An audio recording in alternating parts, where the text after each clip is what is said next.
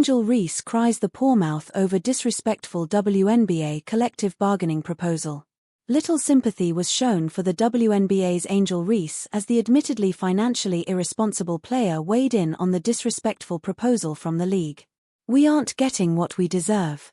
Just 2 days after comedian Shane Gillis proved an audience filled with athletes and sports commentators couldn't tell they were being duped when he made up a WNBA player. Members of the league were in the midst of talks for a collective bargaining agreement. Chicago Sky power forward Reese was among those addressing the negotiations ahead of the WNBA All-Star Weekend, insisting, "We're not gonna stop until we get exactly what we want." When asked about the talks between the league and the Women's National Basketball Players Association, WNBPA, that had included about 40 players at a meeting the day before, Reese told USA Today's Megan L. Hall, "It's bigger than me. No player is less important than me or more important than me. We're all here to fight for the same thing, what we deserve," she said, before going on to add, "We're not gonna stop until we get exactly what we want, and yesterday's meeting really woke me up to the eyes of we aren't getting what we deserve." While speaking with the press, the player also contended, "It was an eye-opener for me. Like hearing the things and hearing the language of things and not things that I was happy to hear. It was disrespectful, the things that we were sent back, the proposal that we were sent back. It's important to be able to be vocal.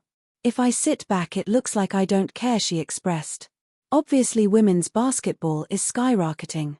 And it's important for us to get what we want now, not just now, but for the future as well.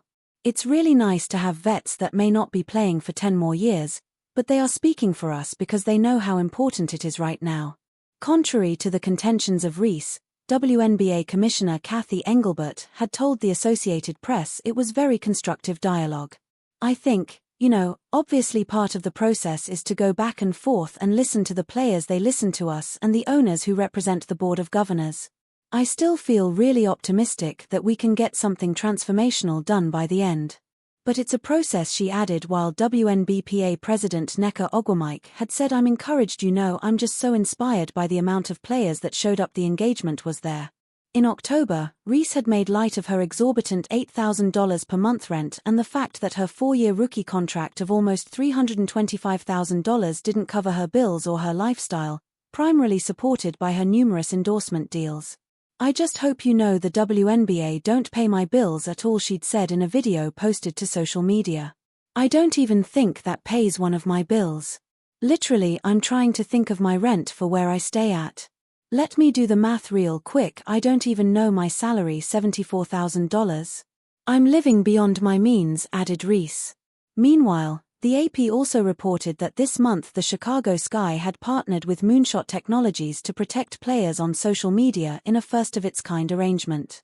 "It's a great thing to implement right now," said Reese of the deal that has the company flagging posts and, if needed, reporting to platforms or law enforcement. "It's really important to be able to have that protection, especially as a woman." That didn't stop social media users from sounding off on the entitled players, who seemingly wanted the league to live beyond its means as well.